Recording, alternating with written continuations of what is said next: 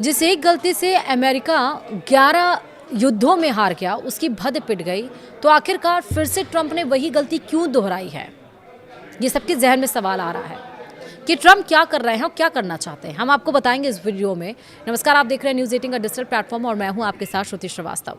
Iran के साथ चल रहे युद्ध के बीच अमेरिका में संसद की शक्तियों को लेकर एक बार फिर से बहस छिड़ गई है। क्या राष्ट्रपति बिना कांग्रेस की मंजूरी के युद्ध शुरू कर सकते हैं? यह सवाल अब फिर से चर्चा में है। अमेरिका ने 28 फरवरी को ऑपरेशन एपिक फ्यूरी शुरू किया था और इसके बाद से तेल की कीमतें बढ़ गईं और दुनिया भर में आर्थिक अनिश्चितता बढ़ी। युद्ध के दौरान ही ईरान के मिनाब में एक स्कूल पर हमले में बच्चों की मौत हो गई और इस खबर से अंतर्राष्ट्रीय स्तर पर अमेरिका की आलोचना भी हुई। अमेरिकी संविधान के मुताबिक युद्ध की घोषणा का अधिकार कांग्रेस के पास होता है, लेकिन राष्ट्रपति डोनाल्ड ट्रंप ने बिना कांग्रेस की मंजूरी के हमले शुरू कर दिए और इसे सैन्य अभियान कहा। ट्रंप प्रशासन का कहना है कि ईरान से तत्काल खतरा था, इसलिए हमला जरूरी था। हालांकि उनके पूर्व अधिकारियों ने इस दावे पर सवाल उठाए हैं।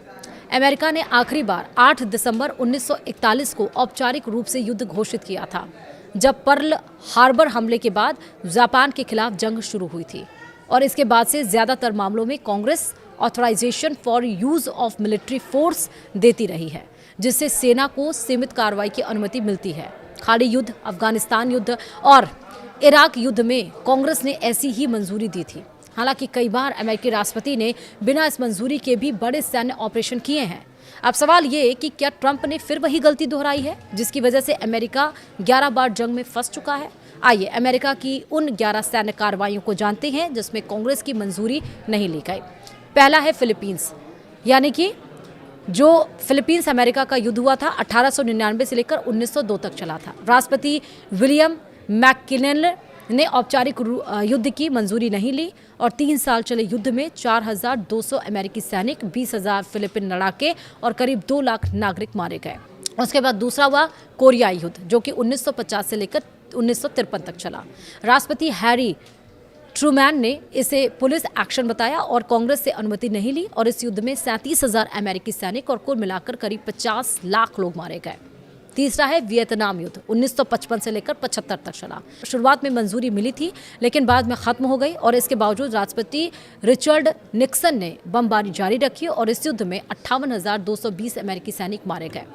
चौथा है कंबोडिया में बमबारी, 1969 से लेकर 73 तक। निक्सन ने गुप्त रूप से बमबारी करवाई और कंबोडिया में और कांग्रेस को बताया भी नहीं और इस दरमियान 5.4 लाख टन बम गिराए गए और 1.5 से 5 लाख नागरिक मारे गए। उसके बाद ग्रेनेडा हमला हुआ 1983 में। राष्ट्रपति रोनाल्ड रीगन ने बिना मंजूरी हमला किया और यह ऑपरेशन 8 दिन चला, जिसमें 19 अमेरिकी सैनिक और 24 स्थानीय लोग मारे गए। फिर पनामा हमला हुआ जो कि 1989 में हुआ, 1989 में, जिसमें कि राष्ट्रपति जॉर्ज बुश ने ऑपरेशन जस्ट कॉज शुरू किया और इसमें पनामा के नेता को पकड़ लिया गया। 23 अमेरिकी सैनिक और करीब 1,000 लोग मारे गए। फिर युगोस्लाविया बमबारी हुई 1999 में, जहां पर राष्ट्रपति बिल क्लिंटन के समय नाटो के साथ मिलकर हमला किया गया और इसमें 1,000 से ज्यादा सैनिक और करीब 500 नागरिक मारे गए। फिर लीबिया हमला हुआ 2011 में। राष्ट्रपति बराक ओबामा ने नाटो फोर्सेस के साथ कार्रवाई की लेकिन कांग्रेस से मंजूरी नहीं ली और इस पर काफ़ी विवाद हुआ। यूएन सिक्योरिटी काउंसिल ने एक रिजोल्यूशन के जरिए लीबिया पर मिलिट्री एक्शन को जायज़ बताया। वहीं यमन में हमला हुआ 2023 में, हूती विद्रोहियों पर हमले किए गए। डोनाल्ड ट्रंप और बाइडेन प्रशासन ने बिना मंजूरी कार्रवाई की। 2025 में कम से कम 224 नागरिक मारे गए। वहीं ईरान के परमाणु ठिकानों पर हमला 2025 में हुआ।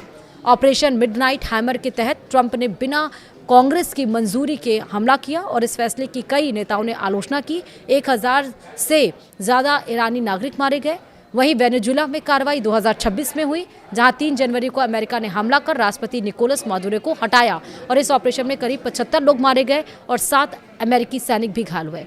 एक्सपर्ट्स का अब इन सारे मसलों को देखने के बाद कहना है कि द्वितीय विश्व युद्ध के बाद से कांग्रेस ने धीरे धीरे युद्ध के अधिकार राष्ट्रपति को दे दिए हैं और आज स्थिति यह है कि राष्ट्रपति अक्सर अपनी शक्तियों का विस्तार करते हुए सैन्य कार्रवाई कर देते हैं और कांग्रेस बाद में प्रतिक्रिया देती है।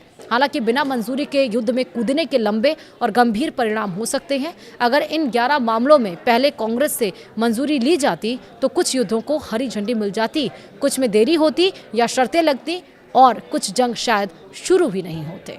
और एक बार फिर से 11 युद्धों में जिस तरह से बद पिटी है अमेरिका की, फिर से राष्ट्रपति डोनाल्ड ट्रंप ने वही किया। फिलहाल वीडियो में इतना ही। नमस्कार।